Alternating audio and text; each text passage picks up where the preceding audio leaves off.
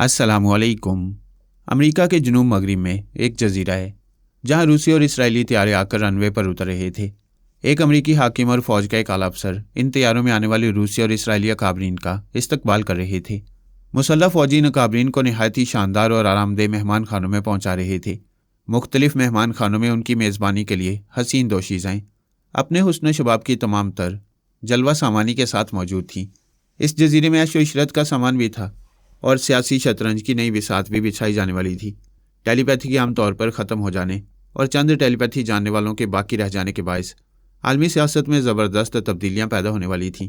इन तब्दीलियों का जायज़ा लेने और आलमी सियासत में अपनी साख बरकरार रखने के लिए अमेरिका, रूस और इसराइल का एक खुफिया इजलास होने वाला था। उन्होंने दूसरे ममालिक को भी इस इजलास में तीसरे दिन आने और दूसरे इजलास में शरीक होने की दावत दी थी। इस तरह इस जजीरे में कई दिनों तक सियासी मेला लगने वाला था। वहाँ अमेरिकी इंटेलिजेंस के कई सुराग रसां थे जो बड़ी राजदारी से आने वाले मेहमानों को परख रहे थे।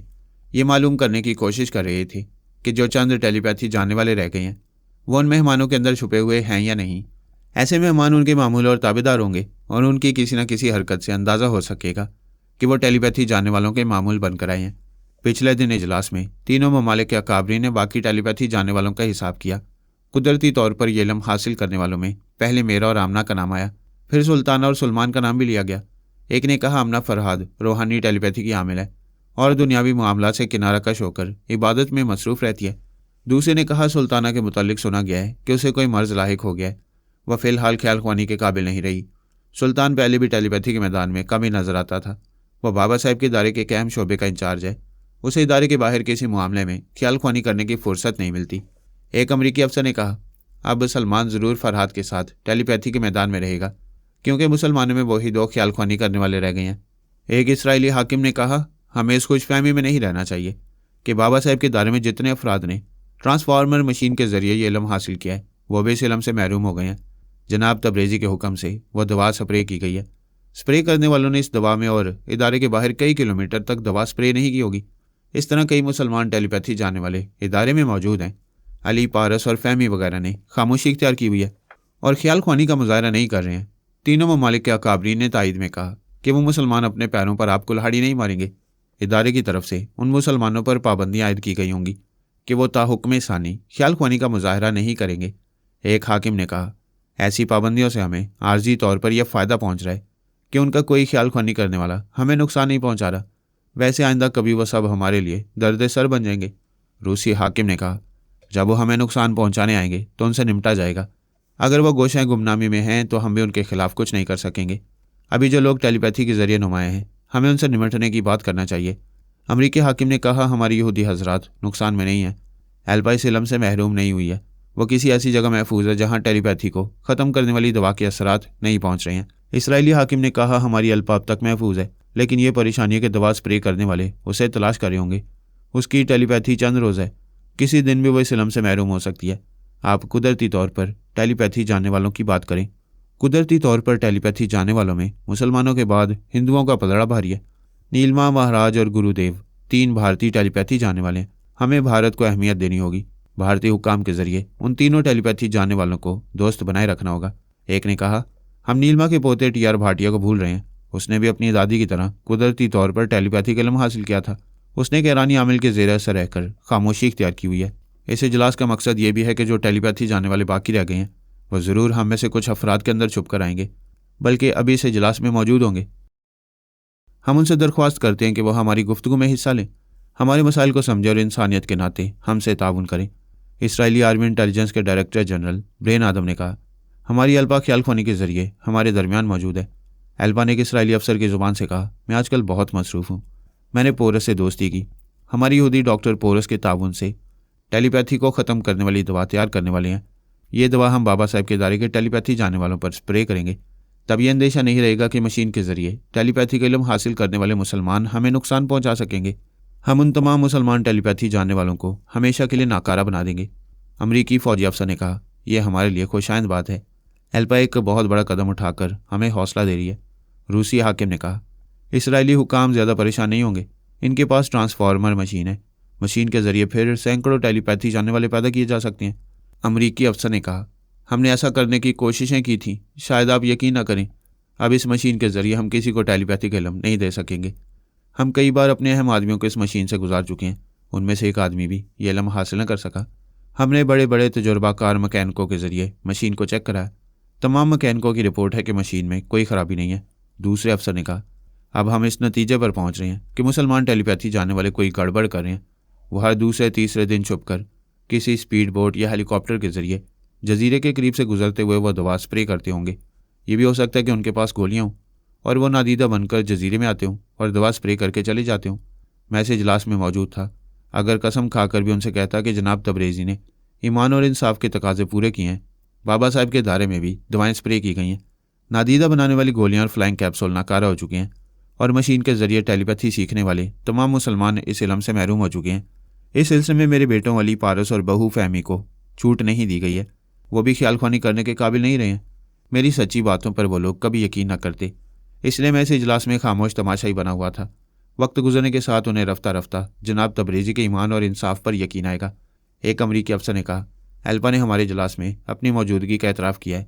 हम नीलमा महाराज और गुरुदेव से दरख्वास्त करते हैं कि वो हमसे गुफ्तगू करें। महाराज ने एक अमरीकी अफसर की ज़ुबान से कहा, मैं हूँ महाराज, मेरा नाम सूर्या राज है। मैं आप लोगों से गुफ्तगू करने वाला था, लेकिन अल्पा की बातें सुनकर सोच में पड़ गया। ये पोरस के ताउन से एंटी टेलीपैथी दवा तैयार कर रही है और अब तक मुझे कहकर धोखा देती रही है कि वह बिल्ली डोन है। मैं अल्पा से पूछता हूँ, यह खुद को मुझसे क्यों छुपा रही थी? अल्पा ने कहा, दरअसल मैं नहीं चाहती थी कि तुम्हारी या किसी और के ज़रिए फरहाद और पारस को मेरी ख्याल ख्वानी का इल्म हो। वो यही समझ रहे हैं कि मैं इस इल्म से महरूम हो चुकी हूँ। महाराज ने कहा, क्या तुम समझती हो कि फरहाद इस इजलास में मौजूद नहीं होगा? तुम मुझसे छुप रही थी, अब फरहाद के इल्म में भी आ चुकी हो। हाँ, एक दिन तो यह राज खुलना ही था। दरअसल नताशा मेरी जाने दुश्मन है। वह मुझे पोरस से कभी दोस्ती नहीं करने देती, इसलिए मैं पोरस के पास बिल्ली डोना बनकर जाती रही हूँ। अब मैं पोरस को हकीकत बता दूंगी, क्योंकि नताशा और उसकी बहन को तुम मामूला और कनीज़ बनाकर कहीं ले गए हो। नताशा मेरे भाई की कातला और तुम्हारे रास्ते का कांटा थी। मैं उसे कत्ल करके तुम्हारा रास्ता साफ कर दूंगा। महाराज, ये क्यों भूलते हो कि पोरस गजब का मक्कार है, उससे समझौता कर लो। नताशा को कत्ल न करो, उसे और उसकी बहन को पोरस के हवाले कर दो, वरना वो शैतान तुम्हें दिन में तारे दिखा देगा। वसते हुए बोला, वह तुम्हारी टेलीपैथी का सहारा लेकर भी मेरा कुछ नहीं बिगाड़ सकेगा। अमरीकी फ़ौज के अफसर ने कहा, प्लीज़ तुम दोनों पोरस के मामले में एक दूसरे को चैलेंज ना करो। तुम्हारी बातें हमारे इस इजलास के एजेंडे के खिलाफ हैं। तुम दोनों से दरख्वास्त है कि दोस्ताना अंदाज इख्तियार करो। हमें अल्पा, महाराज, गुरुदेव और नीलमा से बहुत सी उम्मीदें हैं। तुम सब मुत्तहिद रहकर ही फरहाद के मुकाबले में कामयाबियाँ हासिल कर सकोगे।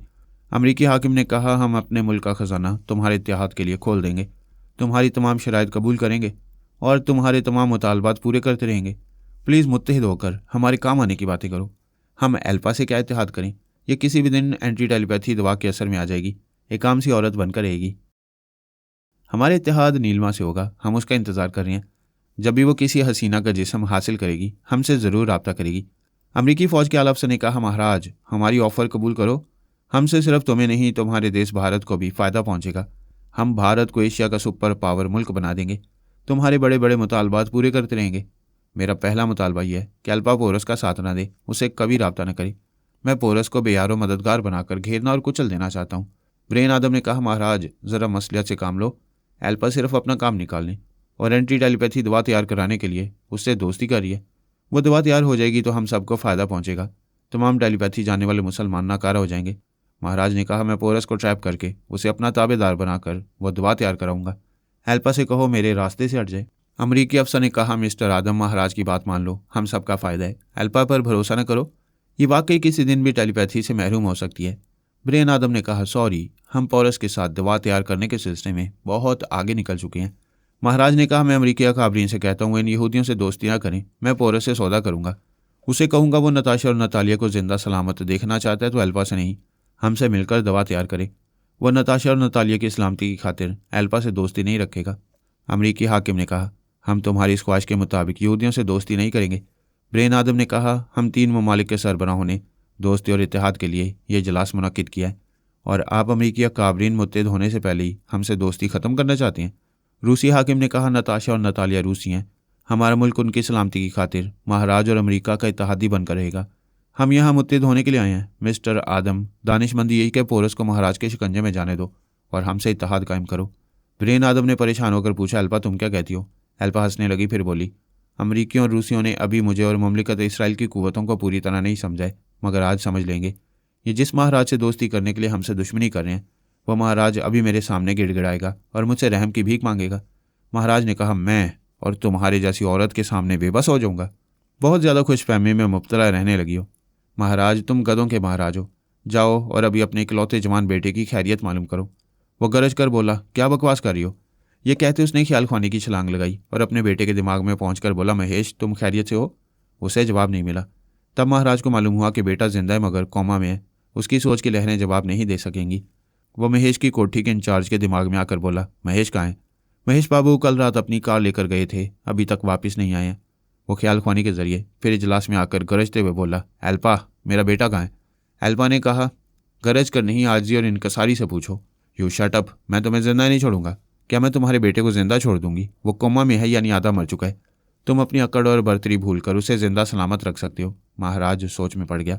वो अपने जवान बेटे की मौत बर्दाश्त नहीं कर सकता था। सोचने लगा, ऐसा क्या करे कि बेटा जिंदा सलामत वापस मिल जाए और एल्पा के सामने झुकना भी ना पड़े।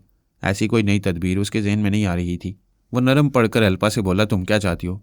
मैं मोहताज नहीं हूं कि तुमसे कुछ चाहूंगी। अलबत्ता तुम अपनी औलाद के लिए गिड़गिड़ाओ और रहम की भीख मांगो। कभी रात बड़ी होती है, कभी दिन बड़े होते हैं, कभी मेरा भी दाव चल सकता है। थोड़ी देर पहले तुम्हारा दाव चल रहा था। तुम ऐसे ज़बरदस्त बन गए थे कि मुझसे ही नहीं, मेरे मुल्क से भी दुश्मनी कर रहे थे। अमेरिका और रूस को कायल कर चुके थे और ये दोनों ममालिक हमसे दुश्मनी करने पर आमादा हो गए। अमेरिकी हाकिम ने कहा, एल्पा, पिछली बातों को भूल जाओ। तुमने अपनी ताकत और बर्तरी मनवा ली है। महाराज से दुश्मनी ना करो। हम इस मरहले पर पहुंच गए हैं कि अब एक मजबूत इत्तेहाद कायम कर सकते हैं। वो बोले, गिरगिट की तरह रंग ना बदलो। सियासी इत्तेहाद हमेशा खुदगर्जी की बुनियाद पर होता है। मुझे इत्तेहाद मंजूर नहीं है। ये महाराज तुम्हारे लिए पहाड़ बन गया। देखो, ये पहाड़ मेरे कदमों में झुक रहा है। नहीं झुकेगा तो जवान बेटे की मौत कमर तोड़ देगी। महाराज ने शिकस्त खुर्दा लहजे में कहा, हाँ, तुमने मेरी कमर झुका दी है, मुझे तोड़ भी सकती हो। बोलो, मेरे बेटे को जिंदा रखने के लिए तुम्हारे मुतालबात क्या हैं? सबसे पहला मुतालबा तो ये है कि तुम सिर्फ मुमलिकत इसराइल के लिए काम करोगे। अमेरिका और रूस वगैरह को भूल जाओ। मुझे तुम्हारा मुतालबा मंजूर है। मैं तुमसे इत्तेहाद कायम करूंगा। मुझसे नहीं, मेरे मुल्क इसराइल से इत्तेहाद कायम करो। तुम जब तक मुमलिकत इसराइल के लिए काम करते रहोगे, तुम्हारा बेटा हमारे पास अमानत के तौर पर जिंदा सलामत रहेगा। क्या तुम ये कहना चाहती हो कि मेरा बेटा मुझे कभी नहीं मिलेगा? मुझे दूर ही दूर से उसकी खैरियत मालूम होती रहेगी। मजबूरी है। तुमने खुद ही कहा है कि मेरी टेलीपैथी किसी दिन भी ख़त्म हो सकती है। मैं काम सी औरत रह जाऊंगी। ऐसे वक्त तुम्हारा बेटा यरगमाल के तौर पर हमारे पास रहेगा। तुम जब चाहोगे ख्याल ख्वानी के जरिए उससे रब्ता कर सकोगे, लेकिन उसे घंटों बातें करने के बावजूद उसका सुराग नहीं लगा सकोगे। ऐसा जुल्म ना करो। मैं अपने बेटे की कसम खाकर कहता हूँ कि तुम्हारे पास टेलीपैथी का इल्म रहे या ना रहे, मेरी टेलीपैथी की खिदमात सिर्फ मुमलिकत इसराइल के लिए रहेंगी। मैं कसम खाने वालों को झूठा समझती हूँ, क्योंकि अक्सर कस्में धोखा देने के लिए खाई जाती हैं। मैं तुम्हें कैसे यकीन दिलाऊं कि कभी धोखा नहीं दूंगा? प्लीज़ ना दिलाओ। तुम्हारा बेटा हमारे पास ऐशो आराम से रहेगा। बस यहीं पर बात ख़त्म करो। मैं जा रही हूँ। रुक जाओ, मेरी बात सुन लो। मैं तुम्हें अपनी दोस्ती और वफादारी की ज़मानत दूंगा। प्लीज़ एल्पा, मुझ पर भरोसा करो। एल्पा का जवाब सुनाई नहीं दिया। यही समझा जा सकता था कि वो जा चुकी है। महाराज ने कहा, तुम नहीं जा सकती। तुम एक बाप की मोहब्बत का इम्तिहान ले रही हो। मैं बेटे के बगैर मर जाऊंगा। मैं तीनों ममालिक के काबरीन से दरख्वास्त करता हूँ, एल्पा को समझाएं, मेरी तरफ से ज़मानत दें कि मैं उसके तमाम मुतालबात पूरे करूँगा। हमेशा उसका वफादार बनकर रहूँगा। फॉर गॉड से एक एल्पा को आवाज़ दें, उसे दोस्ती के लिए राज़ी कर लें। अमरीकी और रूसी काबरीन एल्पा को आवाज़ें दे देकर समझाने लगे, लेकिन उसकी तरफ से जवाब नहीं मिल रहा था और इसराइली काबरीन खामोश थे। महाराज ने तड़प कर कहा, मिस्टर आदम, आप खामोश क्यों हैं? वो आपको बिग ब्रदर कहती है, आपकी हर बात मानती है। ये बात भी मान लेगी। प्लीज़ आप उसे मना लें। ब्रेन आदम ने कहा, मुझे अफसोस है, वो जा चुकी है। वो नहीं जा सकती। उसे मेरा बेटा वापस करना होगा, नहीं तो सारी दुनिया में आग लगा दूंगा। किसी को जिंदा नहीं छोड़ूंगा। वो बेटे के लिए तड़पता रहा, गरजता रहा और बरसने की धमकियां भी देता रहा। फिर उसे यकीन करना पड़ा कि एल्पा जा चुकी है। अमेरिका और इसराइल का ताल्लुक इतना गहरा और अटूट है जैसे जिस्म का दिमाग से होता है। जब जिस्म सेहतमंद हो और दिमाग नाकारा हो, या दिमाग सेहतमंद हो और जिस्म बीमार हो, तो इंसान अपनी शख्सियत की तामीर नहीं कर सकता। इसी तरह इसराइल अमेरिका की माली इमदाद और सियासी हमायत के बगैर कायम नहीं रह सकता, और अमेरिका इसराइल को मशरिक़ वस्ता में तमाम इस्लामी ममालिक पर हावी किए बगैर तमाम मुसलमान सरबराहों को अपना मुती और फरमा बरदार नहीं बना सकता। इस सियासी हकीकत को समझने के बाद यकीन हो जाता है कि अमेरिका और इसराइल एक दूसरे के लिए लाजिम व मलजूम है। एल्पा और ब्रेन आदम ये चाहते थे कि महाराज टेलीपैथी के जरिए अमेरिका के काम आए, लेकिन वो महाराज और गुरुदेव को अपने ज़ेर असर भी रखना चाहते थे। इस इजलास में रूसी अकाबरीन भी थे। उन्हें तासुर देना चाहते थे कि महाराज के मामले में इसराइल ने अमेरिका से दुश्मनी मोल ली है। फिर एल्पा और ब्रेन आदम चाहते थे कि महाराज यहूदियों का फर्मा बरदार रहकर कभी कभी अमेरिका के काम आता रहे और इसके एवज अमेरिका इसराइल को और ज़्यादा सियासी इस्तेहकाम देता रहे। एल्पा इजलास से चली आई थी। उसे यकीन था कि महाराज बेटे की मोहब्बत में तड़पता हुआ उसके पीछे आएगा।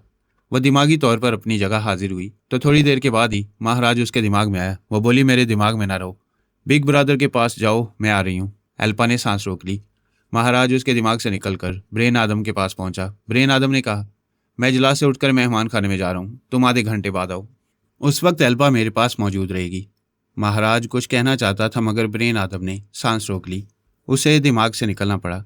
अब आधा घंटा गुजारना मुश्किल था। महाराज की ख्याल ख्वानी के दौरान में अक्सर गुरुदेव उसके साथ रहता था। उस इजलास में भी गुरुदेव खामोशी से मौजूद था। उसने जीत को हार में बदलते देखकर कहा, भाई महाराज, एल्पा ने ऐसी चाल चली है जिसकी हम तवक्को नहीं कर सकते थे। अब वो औरत हम पर हावी रहेगी। महाराज ने कहा, मैं बेटे की वजह से बुरी तरह फंस गया हूँ, कोई तरकीब नहीं सूझ रही। अगर ये यकीन हो जाए कि अल्पा मेरे बेटे को चंद दिनों तक आराम से रखेगी और उसे कोई नुकसान नहीं पहुंचेगा तो फिर हमें सोचने समझने और मजीद तदाबीर पर अमल करने का मौका मिल जाएगा।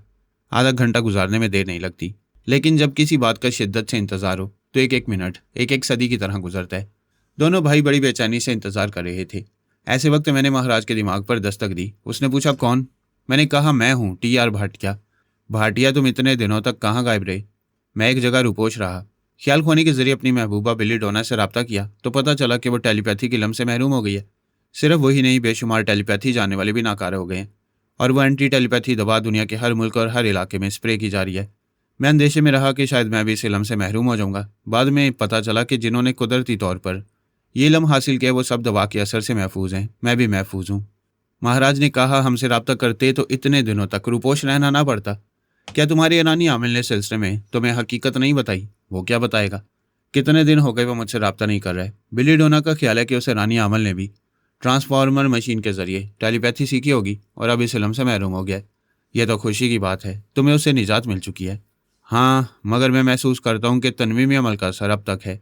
जब तक दादी माँ नहीं मिलेंगी तब तक पूरी तरह मेरी याददाश्त वापस नहीं आएगी। मैं ये पूछने आऊँ कि दादी माँ मुझे कहाँ मिल सकती हैं? तुम्हारी दादी माँ की आत्मा शायद अभी तक भटक रही है। कोई नया जिस्म हासिल करने के बाद हमसे रब्ता करेगी। मैं तुम्हारी बेहतरी के लिए एक बात समझाना चाहता हूँ। अब हमारी दुनिया में चंद टेलीपैथी जानने वाले रह गए हैं और मुसलमानों के मुकाबले में हम टेलीपैथी जानने वाले हिंदुओं की तादाद ज़्यादा है। तुम किसी मुसलमान से रब्ता न करना। हम दो भाई हैं और तुम दादी और पोते हो। हम चारों मुत्तहिद होकर रहेंगे तो पूरी दुनिया पर हमारी हुक्मरानी होगी। लेकिन हम मुत्तहिद नहीं रह सकेंगे क्योंकि तुम मेरी महबूबा बिली डोना को कत्ल करने की कसम खा चुके हो। महबूबा क्या होती है? दुनिया में एक से बढ़कर एक हसीन लड़की है, किसी और को महबूबा बना लो। हमारा इत्तेहाद ज़रूरी है, महबूबा ज़रूरी नहीं। सॉरी, यह दिल का मामला है। मेरा दिल उसका दीवाना है। मैं दुनिया छोड़ सकता हूँ लेकिन उसे जीते जी नहीं छोड़ूंगा और ना ही उसे तुम्हारे हाथ लगने दूंगा।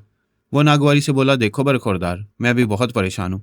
एल्पा ने मेरे बेटे को अगवा करके कहीं छुपा दिया है। मैं बहुत परेशान हूँ।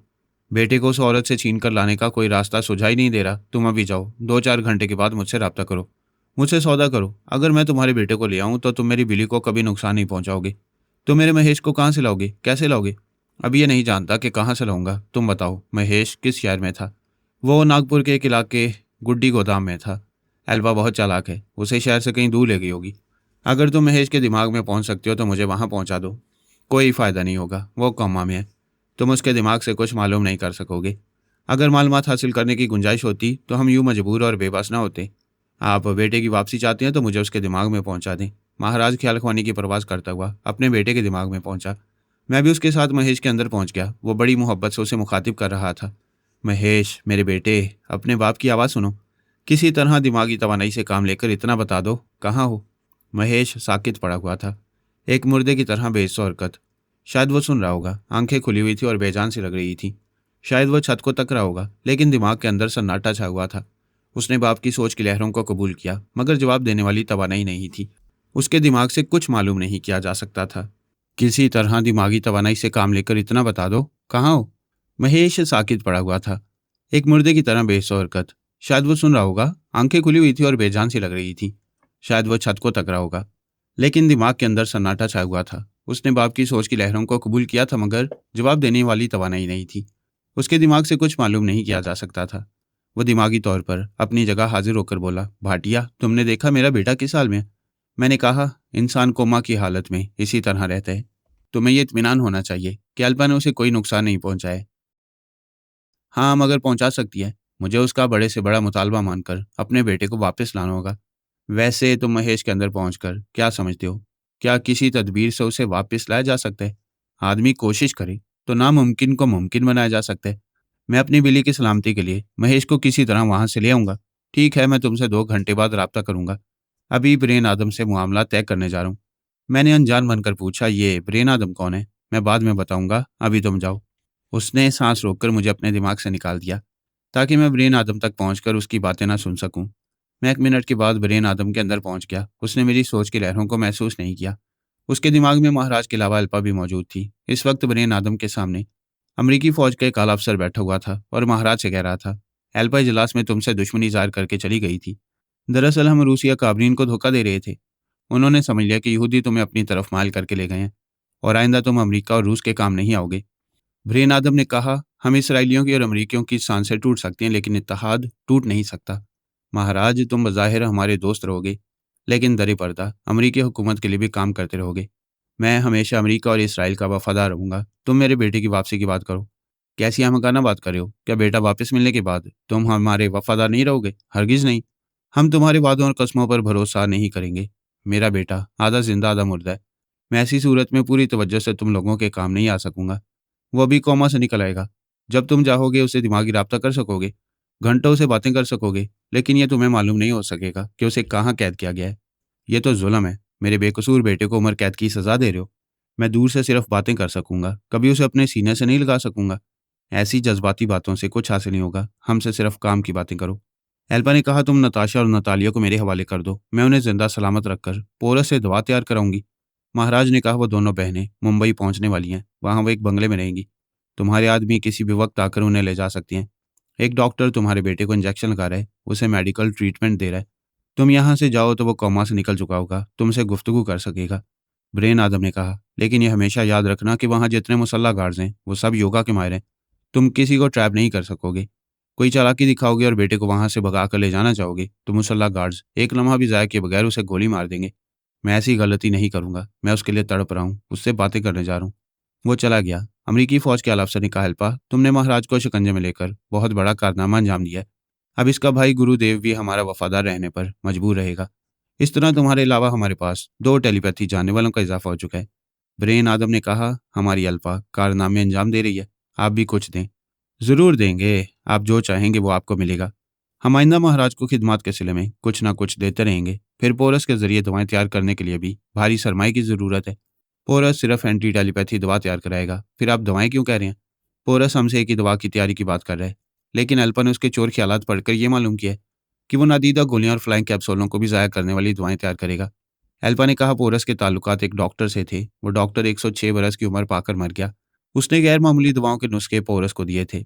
पोरस उनमें से एक गैर मामूली दवा बड़ी राजदारी से तैयार कराना चाहता है। वह दवा जिस शख्स पर स्प्रे की जाए उस शख्स का जिस्म सर से पैर तक सुन्न हो जाता है। फिर वह 1 आध घंटे तक साकित रहता है। अगर खड़ा है तो खड़ा ही रह जाएगा, बैठा है तो बैठा ही रह जाएगा। फिर रफ्ता रफ्ता दवा का असर जायल होने पर वह नॉर्मल होकर चलने फिरने और बोलने लगेगा। आला अफसर ने कहा, यह दवा हमारे काम आएगी। हम किसी भी टेलीपैथी जानने वाले पर इसका स्प्रे करेंगे तो वह 1 आध घंटे तक ख्याल खोने के काबिल नहीं रहेगा। एल्पा ने कहा, कुदरती तरीकों से भी टेलीपैथिक इल्म हासिल करने वाले इस दवा के असर से 1 आध घंटे के लिए नाकारा हो जाएंगे। तुमने पोरस के चोर ख्यालात से मालूम किया होगा कि वह ऐसी गैर मामूली दवाओं के नुस्खे कहाँ छुपा कर रखता है। एल्पा ने कहा, मैंने मालूम किया है। इन नुस्खों को हासिल करना दुश्वार है मगर नामुमकिन नहीं। हमारे यहूदी सुराग रसां इसे हासिल करने के लिए उस मुकाम की तरफ रवाना हो चुके हैं। एल्पा, हमारे अमरीकी टेलीपैथी जानने वालों ने कभी तुम्हारी तरह कारनामे अंजाम नहीं दिए। हत्ता कि वो सब इस इलम से महरूम हो गए। तुमने बड़ी होशियारी से इस इलम को बरकरार रखा है। अगर वह तमाम गैर मामूली नुस्खे हासिल हो जाएंगे तो तुम फरहाद अली तैमूर पर भारी पड़ोगी।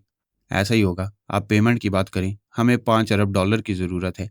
ये रकम मिल जाएगी। पहली पेमेंट के तौर पर कल तक $2 अरब अदा कर दिए जाएंगे। फिर तुम महाराज और गुरुदेव के जरिए ईरान और अफगानिस्तान में हमारी पॉलिसियों के मुताबिक कार्रवाई करोगी तो बाकी $3 अरब भी अदा कर दिए जाएंगे। हालिया मरदमशुमारी के नताज के मुताबिक ये बात सामने आई थी कि अमरीका में दूसरा बड़ा मजहब इस्लाम है। इस हकीकत ने अमरीका और इसराइल दोनों को परेशान कर दिया था। वो तकरीबन निसफ सदी से इस कोशिश में थे कि सियासी हिकमत अमली से इस्लामी ममालिक को पसमानदा और मोहताज बनाकर रखा जाए। वो अपनी कोशिशों में बड़ी हद तक कामयाब थे। लेकिन ईरान में इस्लामी इनकलाब और अफगानिस्तान में सुपर पावर रूस की पसपाई ने यह बात समझा दी थी कि इस्लाम उन ममालिक में जोर पकड़ने वाला है। मशरिक वस्ती, जनूब और वस्त एशिया के इस्लामी ममालिक को अपने जेर असर रखने के लिए लाजमी हो गया था कि ईरान और अफगानिस्तान के सियासी अवामिल को कमज़ोर किया जाए। इस मकसद के लिए अमरीका ने ईरान को मुख्तलिफ हथकंडों से कुचलने की इंतहा कर दी। इसके बावजूद ईरान रफ्ता रफ्ता मुस्तहकम होता रहा। अलबत्ता अफगानिस्तान में खाना जंगी कराने के सिलसिले में अमरीका को कामयाबी हासिल होती रही। ये कामयाबी भी आर्जी दिखाई देने लगी, क्योंकि अचानक तालिबान बड़ी जरूरतमंदी और तेज़ी से अफगानिस्तान के बिगड़ते हुए सियासी अवामिल पर काबू पाने लगे। मैंने और सोनिया ने कुछ अरसे तक ईरान में रहकर अमरीकी साजिशों को नाकाम बना दिया था। वैसे ईरान का बच्चा बच्चा इतना जरूरतमंद है कि हमारी टेलीपैथी के बगैर भी अमरीका की साजिशें वहाँ नाकाम होती रही हैं। एक साजिश ये भी थी कि अफगानिस्तान की खाना जंगी के जरिए ईरान के सरहदी इलाकों को नुकसान पहुंचाया जाए, लेकिन ईरानी हुकाम की सियासी बसीरत ने इस खतरे को पहले से भांप लिया। उन्होंने अफगानी भाइयों को खाना जंगी से बाज रखने के लिए जहाद किया और अफगानिस्तान के जनूब मशरिक में ऐसी किसी अफगानी तंजीम को बर्तरी हासिल नहीं करने दी जो अमरीका के जेर असर थी और खाना जंगी के लिए अमरीका से डॉलर और हथियार हासिल करती थी। मैं अपनी दास्तान में सियासत पर ज़्यादा बहस नहीं करता, लेकिन आइंदा जो वाक़यात बयान करने वाला हूँ इस सिलसिले में इस सियासी पस मंज़र को पेश करना ज़रूरी है।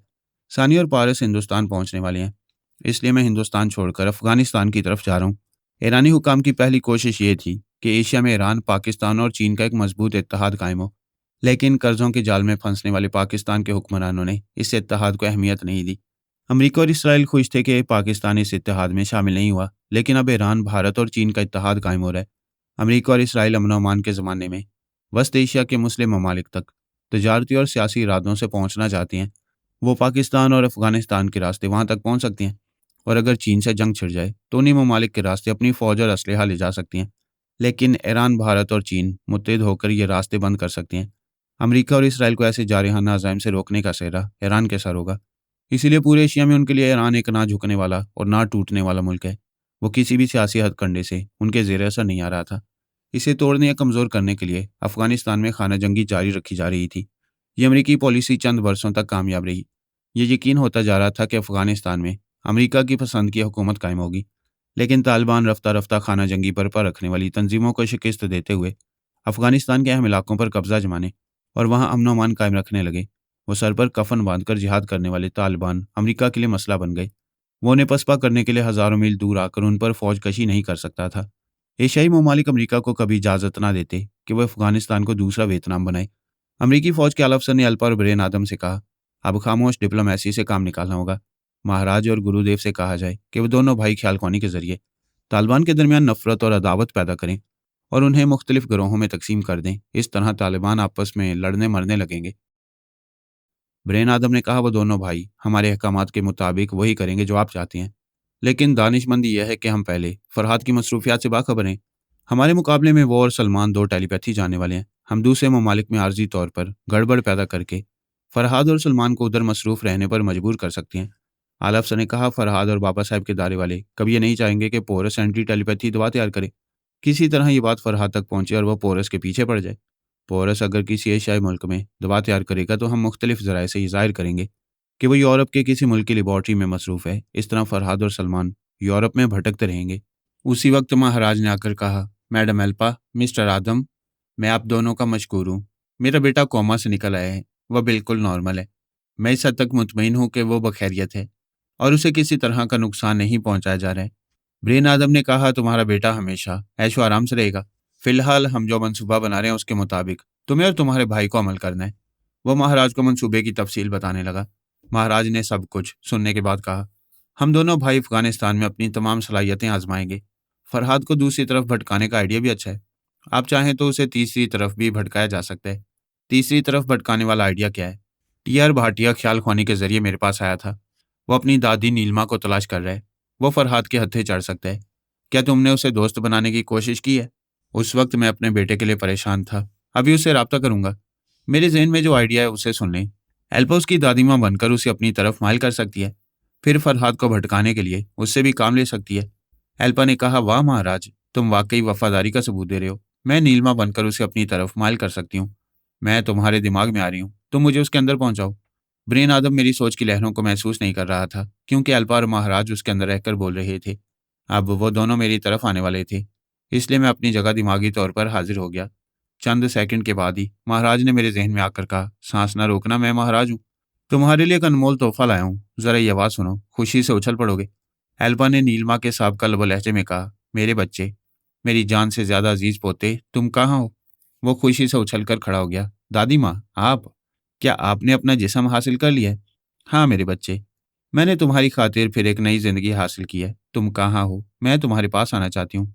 मैं यहाँ यहाँ यहाँ हूँ, यानी कि यहाँ। तुम यहाँ यहाँ की तकरार क्यों कर रहे हो? क्या वो ईरानी आमिल रोक रहा है? मेरी उससे बात कराओ।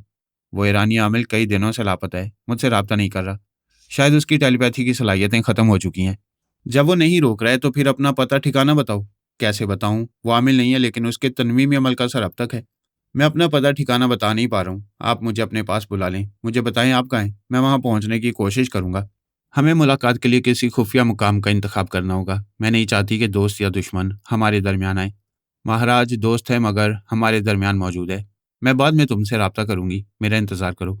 एल्पा और महाराज मेरे दिमाग से चले गए। चंद सेकंड के बाद ही एल्पा ने मेरे दिमाग में आकर कहा, मैं महाराज को तुम्हारे दिमाग से रुखसत करने के लिए गई थी। ये बताओ, क्या इंडिया में हो? हाँ। नहीं, मैं इंडिया में नहीं हूँ, किसी दूसरी जगह हूँ। तुम्हारी बेख्तियार हाँ ने सच कह दिया है और अब तनवीमी अमल के असर से झूठ बोल रहे हो। बहरहाल मैं मुंबई शहर में हूँ। तुम आज शाम एयरपोर्ट की विजिटर्स लॉबी में आ जाओ, मैं इंतज़ार करूंगी। ठीक है, मैं शाम 6 बजे आऊँगा। वो मेरे दिमाग से चली गई। थोड़ी देर बाद महाराज ने आकर पूछा, क्या तुम्हारी दादी माँ चली गईं? हाँ, वो नहीं है, मगर तुम्हारी मेहरबानी से उनसे मुलाकात हो जाएगी। भाटिया, तुम मेरे दिमाग में आओ, मैं ज़रूरी बातें करना चाहता हूँ। मैंने उसके अंदर पहुंचकर पूछा, तुमने अपने पास क्यों बुलाया है? तुम्हें अल्पा के फ़रेब से बचाना चाहता हूँ। अभी वो तुम्हारी दादी माँ बनकर तुमसे बातें कर रही थी। तुम मुलाकात के लिए कहीं जाओगे तो उसके आदमी तुम्हें ज़ख्मी कर देंगे। फिर वो तनवीमी अमल के ज़रिए तुम्हें अपना मामूल और ताबेदार बना लेगी। जब वो मेरी दादी माँ नहीं थी तो उसे मेरे दिमाग में क्यों लाए थे? मैं मजबूर हूँ। मेरा बेटा उसकी कैद में है। वो जो कहेगी मुझे उस पर अमल करना होगा। मैं तुम्हें उसके फ़रेब से इसलिए बचा रहा हूँ कि तुम मेरे बेटे को उसकी कैद से रिहाई दिलाने का वादा कर रहे हो। मैं अपने वादे पर कायम हूँ। तुमने अल्पा का फ़रेब ज़ाहिर करके मेरा दिल जीत लिया है। मैं ज़रूर तुम्हारे काम आऊँगा। अल्पा को शुबा ना हो कि मैंने उसके फ़रेब से तुम्हें आगाह किया है। इत्मीनान रखो, मैं भी उसे दादी माँ कहकर फ़रेब देता रहूँगा। क्या तुम मेरे बेटे के पास जा रहे हो? हाँ, अभी जा रहा हूँ। मैं उसके बेटे महेश के दिमाग में पहुँचा। वो एक आरामदेह बेडरूम में बैठा टीवी देख रहा था। उसके ख्यालात ने बताया कि वो जिस मकान में है, उसके दरवाज़ों और खिड़कियों को बंद करके बाहर से कीलें ठोक दी गई हैं। वो बाहर नहीं देख सकता, ये नहीं जान सकता कि किस शहर के किस इलाके में वो मकान है। जब वो बेल बजाता था तो उसकी ज़रूरत पूरी करने के लिए 2 मुसल्ला आदमी आते थे और उसके सामने गूंगे बने रहते। बाहर एक बार किसी गाड़ी की आवाज़ सुनाई दी थी, लेकिन किसी इंसान के बोलने की आवाज़ सुनाई नहीं दी।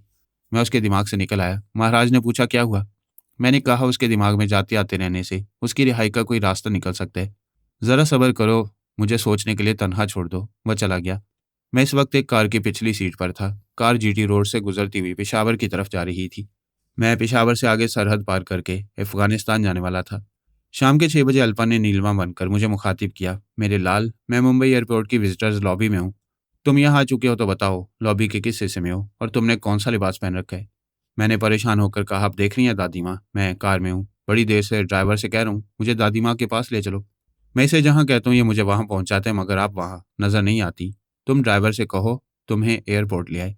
मैंने ड्राइवर से कहा, सुनो, तुम मुझे मुझे हाँ, मुझे सी पोर्ट ले चलो। मगर कैसे ले जाएगा? मैं तो भूल गया था कि ये बहरा है। मैं इसे कागज़ पर लिख कर देता हूँ। वो बोली, क्या मुश्किल है? मैं एयरपोर्ट कह रही हूँ, तुम सी पोर्ट कह रहे हो। अभी कागज़ पर लिखो, मैं तुम्हारे दिमाग पर कब्जा जमा कर लिखवा रही हूँ। मैंने सीट पर रखे हुए छोटे कागज़ के पैड को उठाकर कलम खोल लिया। वो अपनी दानिश में मुझ पर कब्जा जमा कर लिखवाने लगी। लिखो, एयरपोर्ट चलो। मैंने लिखा, एयरफोर्स चलो। एयरफोर्स नहीं, एयरपोर्ट चलो। मैंने फिर लिखने की कोशिश की और लिख दिया, हाई कोर्ट। वो एक गहरी सांस लेकर मायूसी से बोली, जब तक तुम पर तनवीमी अमल का असर रहेगा तुम मुझसे मिल नहीं सकोगे। दादी माँ, उस आमिल ने कहा था कि आप 150 बरस बूढ़े जिस्म के साथ आएंगी, तब मेरा जहन आपको दादी माँ तस्लीम करेगा। फिर मैं आपके गले से लग जाऊंगा। प्लीज़ आप मेरी बूढ़ी दादी माँ बनकर आ जाएं। मैं बार बार जिस्म नहीं बदल सकूंगी। कोशिश करूंगी कि तुम्हारे दिमाग से तनवीमी अमल का असर खत्म कर दूं। तो फिर खत्म करें, मैं आपसे मिलने के लिए तड़प रहा हूँ। मैं जल्द से जल्द कोशिश करूंगी। फिलहाल तुम मेरा एक काम करो। एक नहीं, 1000 काम करूंगा, आप हुक्म दें। तुम आज ही यूरोप के किसी मुल्क में चले जाओ, फिर फरहाद अली तैमूर से दिमागी राब्ता करके उससे पूछो कि तुम्हारी दादी माँ कहाँ है। अपनी परेशानी जाहिर करो। उससे इल्तिजा करो कि दादी माँ को तलाश करे। तुम जिस्मानी तौर पर कमजोरी महसूस करते हो, दादी माँ को तलाश करने एक जगह से दूसरी जगह नहीं जा सकते। कुछ ऐसी एक्टिंग करो कि फरहाद मदद करने के लिए तुम्हारे पास चलाए। आप ये क्यों चाहती हैं कि फरहाद मेरे पास आए? मैं तुम्हारे पास पहुंच नहीं सकती। फरहाद बहुत चालाक है, किसी चालाकी से तुम्हारे पास आएगा। तो मैं फरहाद का सहारा लेकर तुम्हारे पास चली आऊंगी। फिर क्यों ना मैं फरहाद से सीधी और सच्ची बात कह दूं कि मैं उसका सहारा लेकर दादी माँ से मिलना चाहता हूँ। तुम पिछली बातें भूल गए हो। फरहाद की दुश्मनी ने हम दादी और पोते को जुदा किया है। तुम तकरीबी कार्रवाइयों के लिए ईरान गए थे। अब फरहाद को मालूम होगा कि तुम यूरोप के किसी मुल्क में हो, तो वह फिर तुम्हें ट्रैप करने और ईरानी हुकूमत के हवाले करने आएगा। मैं तुम्हारे दिमाग में खामोशी से छुपी रहूंगी और मालूम करूंगी कि फरहाद तुम्हें कैसी तदाबीर से तलाश करके तुम्हारे पास पहुंचने वाला है। मैं समझ गया।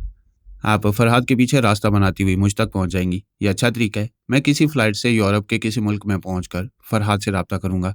क्या आप मुझे फरहाद की आवाज़ और लबो लहजा सुनाएंगी? तुम यूरोप पहुंचकर मुझसे रब्ता करो, मैं तुम्हें उसके दिमाग में पहुंचा दूंगी। अभी जा रही हूँ। किसी फ्लाइट में सीट हासिल करने के बाद मुझसे रब्ता करो। वो चली गई। मेरे तमाम मुखालफी ने मुझसे छुपाकर शतरंज की एक नई बिसात बिछाई थी और ये नहीं जानते थे कि मेरे ही सामने उस बिसात पर चालें चल रहे हैं। नताशा और नतालिया मुंबई पहुंच गईं, लेकिन महाराज उस वक्त तक एल्पा के शिकंजे में आ चुका था। वो और गुरुदेव अब इन बहनों के साथ अपनी मनमानी नहीं कर सकते थे।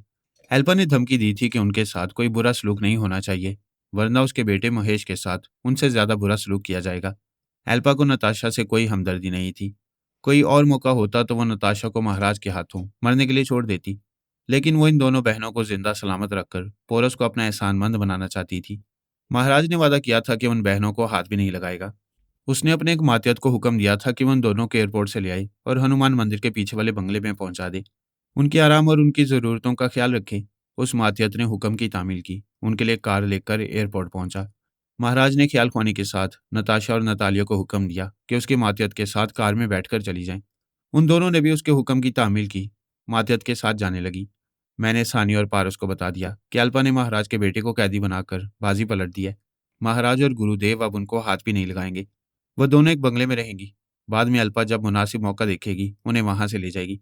सानी और पारस एक टैक्सी में बैठकर उनके ताक्कुब में जाने लगे। पारस ने पूछा, पापा क्या आप मुंबई वाले बंगले में हैं?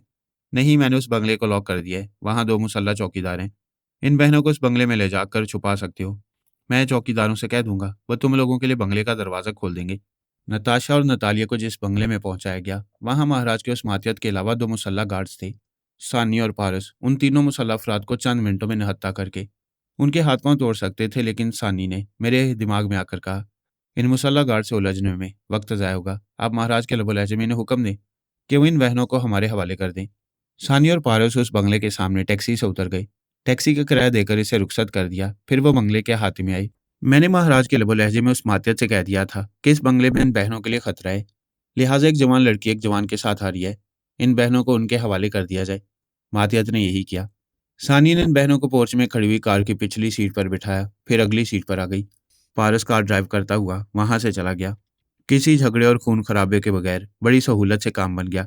कभी ऐसा भी होता है, बहुत मुश्किल काम आसानी से हो जाता है। दुश्मनों को भी खबर नहीं होती कि उनकी तवक्को के खिलाफ क्या से क्या हो गया है। दोनों बहनों को अपने बंगले में लाने के बाद सानी ने पहला काम यह किया कि उन दोनों को टेलीपैथी के जरिए सुला दिया। मैंने नताशा पर और सानी ने नतालिया पर तनवीमी अमल किया। महाराज के अमल को मिटाकर अपने चंद अहकामात उनके दिमागों में नक्श किए, फिर उन्हें तनवीमी नींद सोने के लिए छोड़ दिया। सानी ने पूछा, पापा आपका क्या ख्याल है? एल्पा ने महाराज के बेटे को नागपुर या उसके आसपास के इलाके में कैदी बनाकर छुपाया होगा। मैंने कहा, अभी यकीन से कहा नहीं जा सकता। यहूदी जासूस भारत के बड़े बड़े शहरों में हैं। एल्पा ने महेश को उन यहूदी सुरागरसानों के हवाले किया होगा। मैं तुम्हें उसके दिमाग में पहुंचा रहा हूँ। तुम वक्तन फवक्तन उसके अंदर जाती रहोगी तो शायद उस इलाके के बारे में कुछ मालूम हो जाए जहां उसे कैद किया गया है। मैं सानी को महेश के दिमाग में पहुंचाकर चला गया। वो उसके अंदर उस मकान का जायजा लेने लगी। महेश बिस्तर पर लेटा हुआ सिगरेट पी रहा था और सोच रहा था, मैं कब तक यहाँ कैदी बनकर रहूंगा। अगरचे यहाँ मुझे किसी तरह की तकलीफ नहीं है। मेरी हर ज़रूरत पूरी की जाती है, लेकिन खुली फिजा में सांस लेने की ख्वाहिश पूरी नहीं की जा रही। मेरे डैडी मुझे यहाँ से निकाल कर ले जा सकते हैं, लेकिन मेरी जान का खतरा मोल लेना नहीं चाहते। समझ में नहीं आता ये सिलसिला कब तक रहेगा। क्या मैं तमाम उम्र कैदी बनकर रहूंगा? उसके अंदर गुरुदेव की सोच की लहरें उभरी। बेटे, तुम्हें मायूस नहीं होना चाहिए। हम तुम्हें किसी हाल में भी जिंदा सलामत देखना चाहते हैं। चाचा जी, मैं जवान हूँ। ये तमाम दुनिया में घूमने फिरने और ऐश करने की उम्र है। आप डैडी को बुलाएं। वो कहाँ हैं? वो दूसरे अहम मामलात में मसरूफ हैं। फुर्सत मिलते ही आ जाएंगे। क्या मैडम एल्पा से कोई ऐसा समझौता नहीं हो सकता कि वो बड़ी से बड़ी ज़मानत मंज़ूर करके मुझे बाहर जाने का मौका दे। मैं 1 घंटे में यहाँ वापस आ जाऊँगा। हम तुम्हें वापस लाने के लिए एल्बा को बड़ी-बड़ी ऑफ़र दे चुके हैं। उसके तमाम मुतालबात पूरे कर रहे हैं और आइंदा भी उसका हर मुतालबा पूरा करेंगे। लेकिन वो तुम्हें इस चारदीवारी से बाहर नहीं जाने देगी। वो आएगी तो मैं हाथ जोड़कर इल्तिजा करूँगा। अगर मेरे सामने आएगी तो मैं उसके कदमों पर गिर पड़ूँगा। उसे किसी तरह मना लूँगा। मुझे यहाँ से थोड़ी देर के लिए बाहर खुली फ़िज़ा में जाने दें।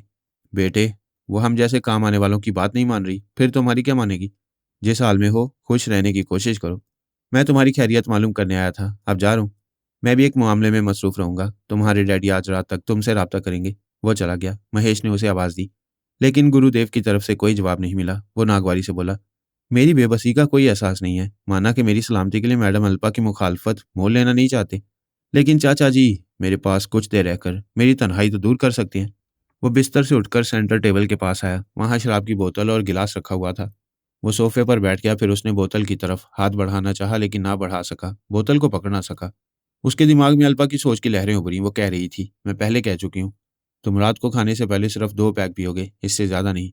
वो रोने वाला मुँह बनाकर बोला, अल्पा जी, मैं तन्हाई में कैसे वक़्त गुज़ारूँगा? बस यही एक शराब है जिसे पीकर गम गलत करना चाहता हूँ। मैं वादा करता हूँ शराब को मुँह नहीं लगाऊँगा। आप मुझ पर मेहरबानी करें। मुझे अपनी निगरानी में थोड़ी देर के लिए बाहर खुली फ़िज़ा में ले चलें। मुझे अफ़सोस है, तुम इस घर की चारदीवारी से बाहर नहीं जा सकोगे। आप मेरे मुआमलात में बहुत सख्त हैं, लेकिन आप चाहेंगी तो मैं आपका मुकम्मल एतमाद हासिल करके इस चारदीवारी से निजात हासिल कर सकूँगा। मेरा मुकम्मल एतमाद कैसे हासिल करोगे? बड़ी आसान-सी बात है। आप तनवीमी अमल के ज़रिए मुझे अपना मामूल बना लें। मैं सिर्फ़ आपका ताबेदार रहूँगा। आप मेरे दिमाग को लॉक कर देंगी तो मेरे डैडी और चाचा जी भी मेरे अंदर नहीं आ सकेंगे और ना ही मुझे बहकाकर यहाँ से भगाकर ले जा सकेंगे। तुम वही कह रहे हो जो मैं किसी वक़्त करने वाली हूँ। किसी वक़्त क्यों? प्लीज़ अभी मुझ पर तनवीमी अमल करें। जब मुझे इत्मीनान हो जाएगा कि तुम्हारा बाप और तुम्हारा चाचा बारी-बारी तुम्हारे दिमाग में आकर छुप कर नहीं रहते हैं, तब मैं तुम्हें मामूल और ताबेदार बनाकर तुम्हारा दिमाग लॉक करूँगी। आप यकीन करें, डैडी आज रात से पहले मेरे पास नहीं आएँगे और चाचा जी अभी मेरी खैरियत मालूम करके जा चुके हैं। मुझे मालूम है, मैं बहुत देर से तुम्हारे दिमाग में हूँ। तुम ज़्यादा बातें ना करो। मैं शराब वगैरह पर जो पाबंदियाँ आयद कर रही हूँ, तुम उन पर अमल करो। बेवक़्त पीने का जी चाहे तो बोतल को अलमारी में बंद करके सो जाओ। आप मेरे अंदर की परेशानियों को समझ सकती हैं। ऐसी हालत में नींद कैसे आएगी? बिस्तर पर जाकर लेट जाओ, मैं तुम्हें सुला दूँगी। वो बिस्तर पर आकर लेट गया। चारों शाने चित होकर जिस्म को ढीला छोड़कर उसने आँखें बंद कर लीं। एल्पा ने ख्याल खोने के ज़रिए उसे सुला दिया। ये अमल बता रहा था कि वो उस पर तनवीं में अमल करेगी। लेकिन महेश के सोने के बाद गहरी खामोशी छा गई। उसके दिमाग से किसी की सोच की लहरें नहीं उभर रही थी। सानी बिल्कुल खामोश थी। अगर महाराज और गुरुदेव में से कोई वहां छुपा होगा तो छुपा ही रहेगा। वो मक्कार थी, उस पर तनवीं में अमल नहीं कर रही थी। वह तकरीबन आधे घंटे के बाद महाराज के पास आई। वह भगवान की मूर्ति के सामने पूजा में मसरूफ था। उसने पराई सोच की लहरों को महसूस किया। एल्पा ने कहा, मैं हूँ। तुमने अब तक रिपोर्ट नहीं दी कि अफगानिस्तान में कार्रवाई शुरू करने के लिए क्या कर रहे हो। मैं पूजा के बाद तुमसे राब्ता करने वाला था। मैंने एक भारतीय मुसलमान को अपना मामूल और ताबेदार बनाकर अफगानिस्तान भेजा था। लेकिन तालिबान को मालूम हो गया कि वो जासूस है। उनके मुख्तलिफ मोर्चों और आइंदा हमलों के मंसूबे मालूम करने आए हैं। उन्होंने उसे गोली मार दी। एल्पा ने पूछा, तुमने मुझे पहले क्यों नहीं बताया? अपनी नाकामी के बारे में क्या बताता? मैंने फौरन ही दूसरा मातहत रवाना किया है। मैंने सोचा वो पहुंच जाएगा तो मैं उसकी कारकर्दगी के बारे में तुम्हें कुछ बता सकूंगा। क्या यही बताओगे कि दूसरा मातहत भी मारा गया है? नहीं अल्पा, दूसरी बार वही गलती नहीं होगी। वह दूसरा मातहत पाकिस्तान की एक इस्लामी तंजीम में शामिल होकर जा रहा है। वह तंजीम अफगानिस्तान के मुख्तलिफ इलाकों में आई कैंप लगाने वाली है। वहाँ खाना जंगी के नतीजे में कई मुजाहिदीन और आम बाशिंदों की बेनाई कमज़ोर हो गई है। आई कैंप लगाने वाले उनकी आंखों का मुफ्त इलाज करेंगे और बेनाई से महरूम होने वालों के लिए आंखों की एहतियात हासिल करके उन्हें बेनाई देंगे। वो बोली, इस बार मंसूबा अच्छा है। तुम्हारा मातहत आई कैंप कायम करने वालों की तंजीम में है, उस पर कोई शुबा नहीं करेगा। क्या वो तंजीम वालों के साथ अफगानिस्तान पहुंच गया? मैंने थोड़ी देर पहले मातहत के दिमाग में जाकर मालूम किया है, वो कोयटा में है और उसी रास्ते से आई कैंप लगाने वालों के साथ अफगानिस्तान जाएगा। तुम्हें उसके दिमाग में रहना चाहिए, मगर तुम पूजा कर रहे हो। तुम्हें खुश रखने के लिए साथ साथ भगवान को भी खुश रखना जरूरी है। मैं 1 घंटे तक पूजा में मसरूफ रहने के बाद मातहत के पास जाकर उसके हालात मालूम करूंगा, फिर तुमसे राब्ता करूंगा। तुम अपने भाई गुरुदेव से कहो कि तुम्हारी पूजा के दौरान में वो तुम्हारे मातहत के दिमाग में उस वक्त तक रहे जब तक वो अफगानिस्तान ना पहुंच जाए। मैं अभी धर्मराज गुरुदेव को उस मातहत के दिमाग में पहुंचा रहा हूँ। हाँ, उसे पहुंचाओ। मैं भी तुम्हारे जरिए भी उसी मातहत के अंदर जाऊंगी और देखूंगी कि तुम्हारा भाई कितनी जिम्मेदारी से अपना फर्ज अदा करने वाला है। महाराज ने ख्याल ख्वानी के जरिए गुरुदेव से कहा, मेरे दिमाग में आओ। मैं उसे अफगानिस्तान जाने वाले मातहत के दिमाग में तुम्हें पहुंचाऊंगा। गुरुदेव अपने भाई महाराज के दिमाग में आया। महाराज ने उसे मात्यत के अंदर पहुंचाकर कहा, मेरे पूजा करने तक इसके अंदर रहकर मालूम करते रहो कि इस मात्यत ने आई कैंप का मुकम्मल एतमाद हासिल किया है या नहीं। तुम इसे कोई गलती नहीं करने दोगे और इसे गाइड करते रहोगे। एल्पा ने कहा, धर्मराज, मैं इस मात्यत के अंदर आती जाती रहूंगी। अगर तुम यहाँ हाजिर नहीं रहोगे और किसी दूसरे मामले में मसरूफ हो जाओगे तो। धर्मराज, गुरुदेव ने जल्दी से कहा, मैडम मैं समझ गया। भाई महाराज और आपके हुक्म के मुताबिक मात्यत के साथ लगा रहूंगा। एल्पा इन दोनों भाइयों की मसरूफियात से मुतमईन होकर महेश के दिमाग में आई। महाराज 1 घंटे तक पूजा में मसरूफ रहने वाला था और तनवीमी अमल के लिए 1 घंटा बहुत था। उसने मुख्तसर सा अमल किया। सिर्फ 2 अहम बातें नक्श कराईं। एक तो ये कि वो उसका मामूल और ताबेदार बनकर रहेगा। दूसरी बात यह कि उसके दिमाग को लॉक कर दिया और एक नई आवाज़ और लबो लहजा उसके जहन में नक्श करके हुक्म दिया कि आइंदा वो एल्पा, महाराज, गुरुदेव और किसी भी पराई सोच को महसूस करते ही सांस रोक लिया करेगा। सिर्फ नई आवाज़ और लबो लहजे के साथ आने वाली से दिमागी राब्ते रखेगा और उसी के अहकामात की तामील क्या करेगा। वो महेश को तनवीमी नींद सोने का हुक्म देकर खामोश हो गई, लेकिन उसी के दिमाग में मौजूद रही। ये इत्मीनान करना चाहती थी कि तनवीमी अमल के दौरान में महाराज और गुरुदेव ने वहां आकर कोई चाल नहीं चली है, या वो महेश की तनवीमी नींद के दौरान में तनवीमी अमल को कमज़ोर करने वाले होंगे तो वो उनकी चालबाजी के जवाब में महेश को जहनी अजियतें पहुंचाएगी। फिर बाप और चाचा उसकी सलामती के लिए गिड़गिड़ाने और मुआफ़िया मांगने लगेंगे। वो 2 घंटे तक महेश के दिमाग में आती जाती रही। महाराज और गुरुदेव को उसने दूसरी जगह मसरूफ रखा, इसलिए वो तनवीमी अमल में मुदाखलत करने नहीं आए। सानी ने भी मुदाखलत नहीं की। उसने अल्पा के तनवीमी अमल के दौरान में नई आवाज़ और लबो लहजे को अपने जहन में नक्श कर लिया। वो आइंदा इसी लबो लहजे को इख्तियार करके बआसानी महेश के अंदर आ सकती थी। महाराज ने अल्पा से झूठ कहा था कि वो 1 घंटे तक पूजा करता रहेगा। दरअसल वो चाहता था कि अल्पा कम अज़ कम 1 घंटे तक उसके पास न आए और वह किसी दूसरे महाज से अपने बेटे की रिहाई के लिए कोशिश करे। दूसरे महाज के सिलसिले में पहले पोरस का ख्याल आया कि उसे यह बताया जा सकता है कि अल्पा बिल्ली ढोना बनकर उसे धोखा दे रही है। उसकी बहन नताशा और महबूबा नतालिया को अपने कब्जे में कर लिया ताकि इन बहनों के जरिए पोरस को ब्लैकमेल कर सके। अगर पोरस उसके बेटे महेश को कैद से रिहाई दिलाएगा तो वो उसे बताएगा कि इन बहनों को अल्पा ने किस बंगले में छुपा कर रखा है। लेकिन पोरस को ये राज बताने से अल्पा से ये बात न छुपती। जब वो पोरस के दिमाग में जाकर बातें करती तो उसके चोर ख्यालात से पता चल जाता कि महाराज पोरस को उसके खिलाफ भड़का रहे। तीसरा महाज ये था कि वो पारस से मदद हासिल करता। अगर पारस अपने बाप फरहाद से सिफारिश करेगा तो फरहाद उसके बेटे को मक्खन से बाल की तरह अल्पा की कैद से निकाल लाएगा। फिर यह कि अल्पा ने पारस से अलहदा होकर एहसान फरामोशी की थी। अपने साथ पारस की बेटी यानी फरहाद की पोती को ले गई थी। इन हालात में फरहाद ज़रूर अल्पा के खिलाफ उसकी मदद कर सकता था। उसने ये सोचकर ख्याल ख्वानी की परवास की। फिर पारस के दिमाग में पहुंच गया। पहले तो उसे ताज्जुब हुआ कि पारस ने उसकी सोच की लहरों को महसूस नहीं किया। फिर उसके ख्यालात से पता चला कि वो कहीं तनहा बैठा शराब पी रहा है। जैसा कि पहले कई बार बयान हो चुका है, पारस का दिमाग अजूबा है। वो करता कुछ है और उसके ख्यालात बताते कुछ हैं। इस वक्त वो ऑरेंज जूस पी रहा था और नशे में झूम रहा था। महाराज ने कहा, फराज साहब की फैमिली में कोई नशा नहीं करता और तुम शराब पी रहे हो। वो सीने पर हाथ रखकर बोला, अनारकली तुम आ गई। मैं अपनी आवाज़ से अनारकली लगता हूँ? नहीं लगती, मगर मैं जानता हूँ अल्पा, कभी तुम अनारकली बनकर आती हो और कभी एक मर्द की तरह मोटी आवाज़ में बोलती हो। बेवफा औरत, देख तेरी जुदाई में शराब पीने वाला देवदास बन गया हूँ। मैं अल्पा नहीं महाराज हूँ। मैं एक ज़रूरी काम के लिए आया हूँ, मगर तुम पूरी तरह होशो-हवास में नहीं हो। मैं होश में हूँ। बोलो फरियादी, क्या फरियाद है? मैं मदद चाहता हूँ, मगर तुमसे कुछ कहना फजूल होगा। मैं तुम्हारे पापा से बराह रास्त बात करूँगा। जाओ मेरे पापा के पास हज़ारों बार जाओ, मगर खबरदार मेरी अल्पा की शिकायत न करना। आह मेरी अल्पा। महाराज ने उसके दिमाग से निकलकर ख्याल ख्वानी के जरिए मुझे मुखातिब किया। मैंने पूछा, क्या बात है, क्यों आए हो?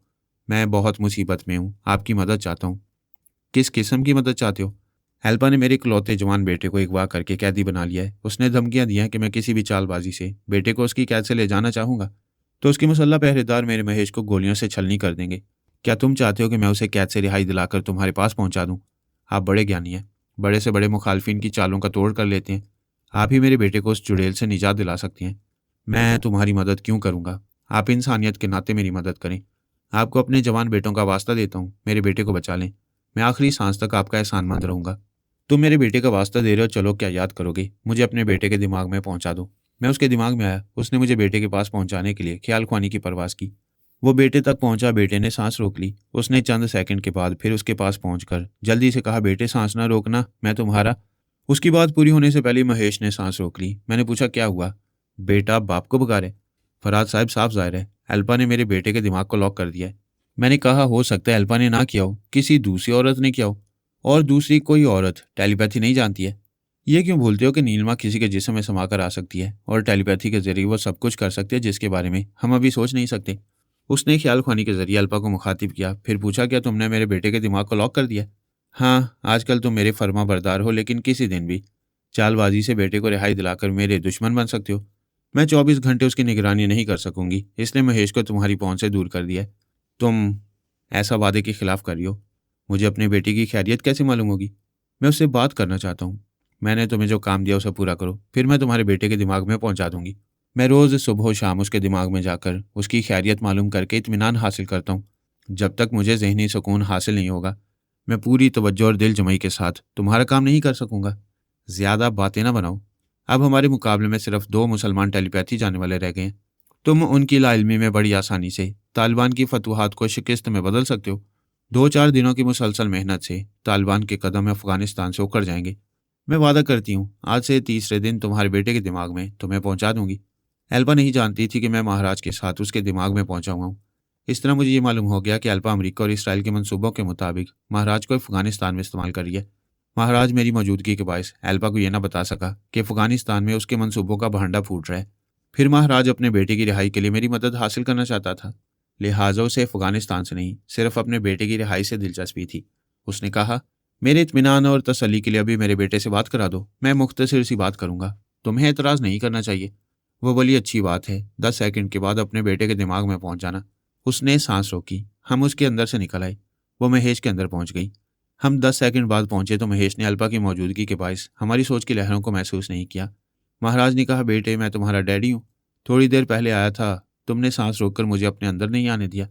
वो बोला, आप मेरे डैडी हैं। मैं दिन रात आपसे बातें करना चाहता हूँ, लेकिन अब बेख्तियार सांस रोक लेता हूँ।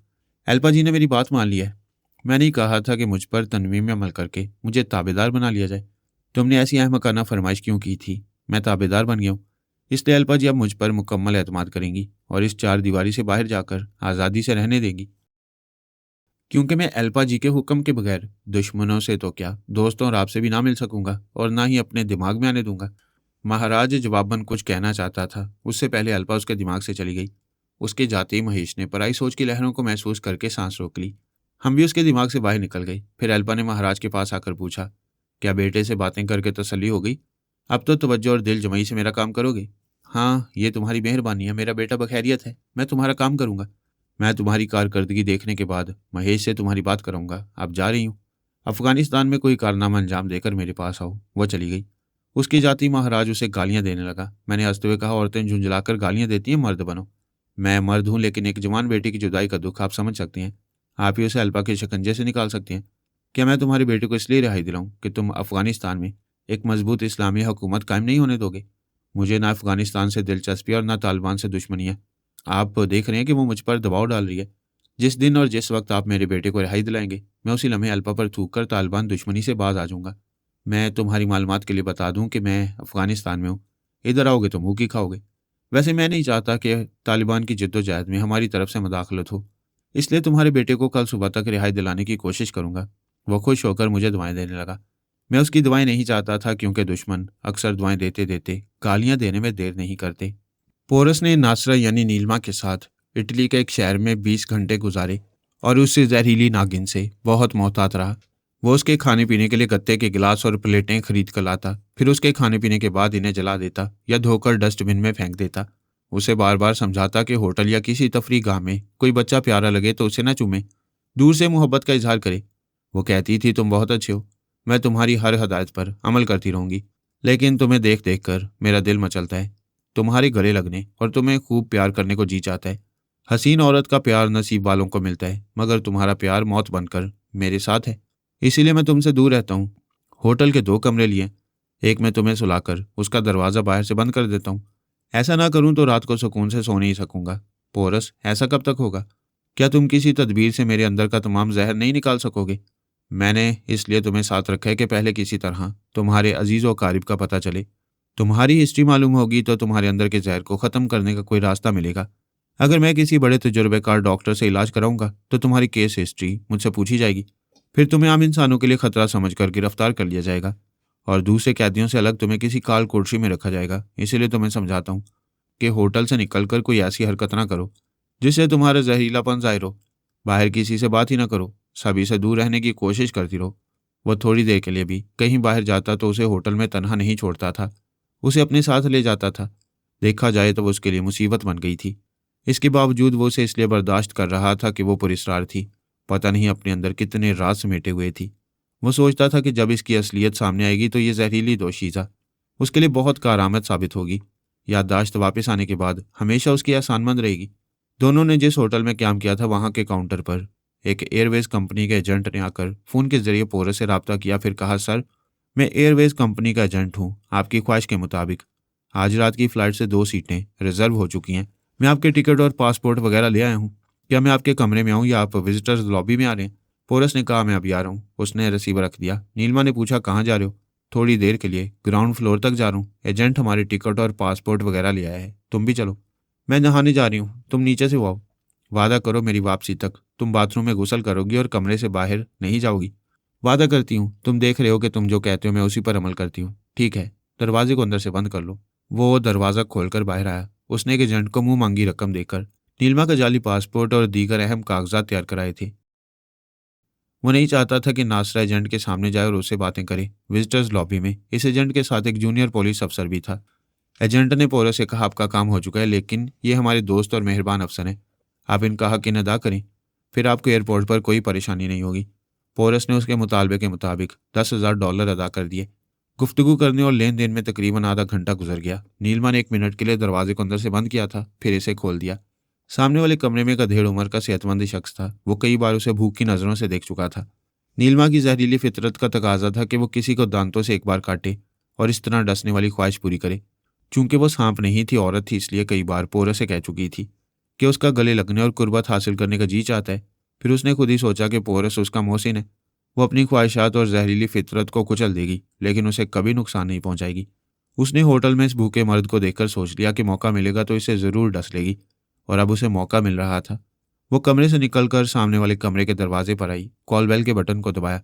दूसरी बार बटन दबाने के बाद उसी शख्स ने दरवाजा खोला। फिर नीलिमा को देखते ही हैरत और मुसर्रत से बोला, तुम? वो बोली, हाँ, मेरा मर्द नीचे गया है, मैं अभी चली जाऊंगी। वो उसे पीछे हटाते हुए अंदर गई। दरवाज़ा बंद हो गया। बंद दरवाजे के पीछे वह हसीना खुद चल कर गई थी। इस लिहाज से वो मर्द खुश नसीब था। कॉरिडोर में एक सिरे से दूसरे सिरे तक खामोशी थी। इत्तफाकन कोई इधर से नहीं गुजर रहा था। कॉरिडोर के एक तरफ पोरस के कमरे का दरवाज़ा खुला था, दूसरी तरफ खुश नसीब मर्द का दरवाज़ा बंद था। कहा जाता है कि नसीब का दरवाज़ा खुला रहता है और बदनसीबी का दरवाज़ा बंद हुआ करता है। ये कहावत सच निकली। बंद दरवाजे के पीछे से मर्द की एक मुख्तसर सी चीख सुनाई दी। फिर वही पहले जैसी खामोशी छा गई। चंद सेकंड के बाद वो दरवाज़ा खुला। नीलिमा अपना लिबास दुरुस्त करते हुए बाहर आई। उसके दांतों और होंठों पर खून लगा हुआ था। उसने एक उल्टी हथेली से मुंह पहुंचते हुए दरवाजे को बंद किया, फिर तेजी से चलती हुई पोरस के कमरे में आकर उस दरवाजे को भी अंदर से बंद कर लिया। विजिटर्स लॉबी में पोरस को कुछ देर हो गई। उस पुलिस अफसर को रिश्वत देने के अलावा चाय भी पिलानी पड़ी। उस अफसर को खुश रखना था ताकि इस शहर को छोड़ने तक कोई कानूनी मदाखलत न हो। फिर वह एजेंट और अफसर से मुसाफा करके वहां से लिफ्ट में आया। इस लिफ्ट के जरिए 7वीं मंजिल पर पहुंचा। लिफ्ट का दरवाजा खुलने पर वह बाहर आया। 2 औरतें इसी लिफ्ट के अंदर चली गईं। पोरस एक कॉरिडोर से गुजरता हुआ अपने कमरे के दरवाजे पर आया। दरवाजा खोलना चाहा तो अंदर से बंद था। उसे इत्मीनान हुआ कि नीलिमा उसकी हदायत के मुताबिक कमरे में है, बाहर नहीं गई। उसने कॉल बेल का बटन दबाया। थोड़ी देर बाद दरवाज़ा खुला। नीलिमा सर से पैर तक भीगी हुई थी। वो गजब की हसीन लग रही थी। पोरस उससे नजरें चुराता हुआ कमरे के अंदर आकर बोला, मेरी कुव्वत बर्दाश्त को ना आजमाओ, अपने कमरे में जाओ और लिबास पहन कर आओ। वो मुस्कुरा कर बोली, मैं एहसान फरामोश नहीं हूँ, तुम बहकना भी चाहोगे तो मैं बहकने नहीं दूंगी। वो 2 कमरों का एक दरमियानी दरवाज़ा खोलकर अपने कमरे में चली गई। पोरस उसमें एक तब्दीली से देख रहा था। वो गुस्ल करने से पहले कुछ मायूस और सुस्त सी थी, अब उसके चेहरे पर रौनक आ गई थी। पोरस इस तब्दीली की वजह समझ ना सका। उसने सोचा, चलो ठीक है, उसे इसी तरह खुश रहना चाहिए। ये जैसी भी है इतनी समझदार है कि मुझे कभी नुकसान नहीं पहुंचाएगी। उस वक्त एल्पा ने उसके दिमाग में आकर कोड वर्ड्स अदा किए। फिर उससे पूछा, इटली में कब तक रहोगे? क्या इटली का ये शहर तुम्हें पसंद आ गया? मैं कल से तुम्हारा इंतजार कर रहा हूँ। तुम आती तो ख्याल ख्वानी के जरिए नासरा का पासपोर्ट मिनटों में बनवा लेती। आज सुबह मजबूर होकर मैंने एक एजेंट को रिश्वत देकर नासरा का पासपोर्ट और ज़रूरी कागजात तैयार करा लिए। सीटें भी रिजर्व करवाई हैं। हम रात की फ़्लाइट से इंडिया के लिए रवाना होंगे। वैसे तुम कहाँ रह गई थी? मैं दूसरे अहम मामलात में उलझी हुई हूँ। क्या तुमने महाराज के बेटे को अगवा किया है? हाँ, मैं उसे अगवा करके महाराज और गुरुदेव को घुटने टेकने पर मजबूर कर चुकी हूँ। फिर तो महाराज ने नताशा और नतालिया को कोई नुकसान नहीं पहुंचाया होगा। वो दोनों भाई उन बहनों को हाथ लगाने की जुर्रत भी नहीं कर सकते। तुम्हारी बहन और महबूबा मुंबई के एक बंगले में बखैरियत थे। तुम कल वहां पहुंचकर उनसे मुलाकात कर सकोगी। वो खुश होकर बोला, बिली, तुमने मेरा बहुत बड़ा काम किया है, बल्कि मुझ पर बहुत बड़ा एहसान किया है। दोस्त बुरे वक्त पर काम आती है, एक दूसरे पर एहसान नहीं करते। वैसे अभी मैं एक सच बोलने आई हूँ, मैं बिली डोना नहीं, एल्पा हूँ। ये क्या कह रही हो? मेरी बात का यकीन करो। मैंने तुमसे दोस्ती करते वक्त सोचा कि तुम मुझे पारस की बीवी समझते हो, इसलिए दवा तैयार करने के सिलसिले में मुझ पर एतमाद नहीं करोगे। फिर नताशा मेरी जानी दुश्मन है, कभी ये नहीं चाहेगी कि तुम मुझसे दोस्ती करो। आज अपनी असलियत क्यों जाहिर कर रही हो? इसलिए कि अब तक ये साबित कर चुकी हूँ कि पारस से मेरा कोई ताल्लुक नहीं रहा है और तुम्हारी खातिर अपनी जानी दुश्मन नताशा और उसकी बहन की भी हिफाजत कर रही हूँ। इसके अलावा महाराज और गुरुदेव को अपने सामने झुकने पर मजबूर कर चुकी हूँ। क्या मेरी सच बयानी के बाद मुझसे दोस्ती नहीं रखोगे? कैसी बातें करती हो? तुमने तो सच बोलकर मेरा दिल जीत लिया है। ये बताओ, नताशा और नतालिया को महाराज से छीन लेने के बाद उसका बेटा वापस कर दोगी?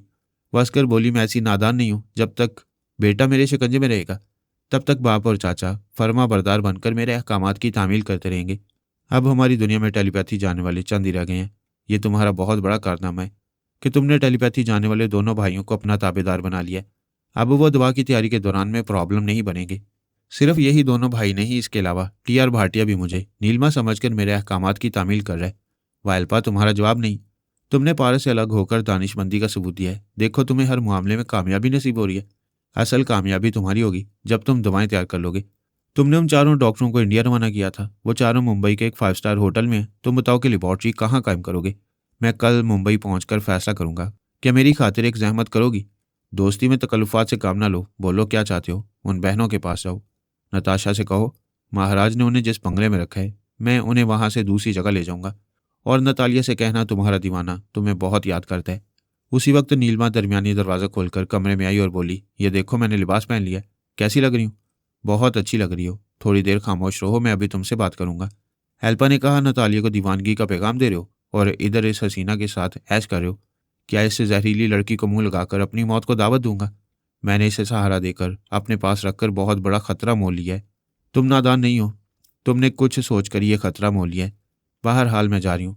तुम्हारी बहन और महबूबा को खुशखबरी सुनाऊंगी कि कल तुम उनके पास पहुंच रहे हो। वो चली गई। पोरस ने नीलमा को देखा। वो सामने एक सोफे पर बैठी हुई थी। नजरें मिलते ही मुस्कुराने लगी। पोरस ने पूछा, क्या बात है, बहुत मुस्कुरा रही हो? वो बोली, मैं बहुत खुश हूँ। कोशिश करूंगी कि मुझे हर रोज ऐसी खुशियां हासिल होती रहें। क्या तुमने कोई ऐसा बैंक दरियाफ्त किया है जिसके काउंटर से खुशियां कैश कराते रहने का इरादा है? हाँ, कुछ ऐसी ही बात है। बात क्या है, मुझे नहीं बताओगी? उसी लम्हे में अल्पा ने आकर कोड वर्ड्स अदा किए। फिर परेशान होकर बोली, पोरस, गड़बड़ हो गई है। नताशा और नतालिया कहीं गुम हो गई हैं। वो परेशान होकर बोला, ये क्या कह रही हो? वो तो महाराज के किसी बंगले में थी। क्या महाराज चालबाजी दिखा रहे? मैं अभी महाराज से पूछती हूँ।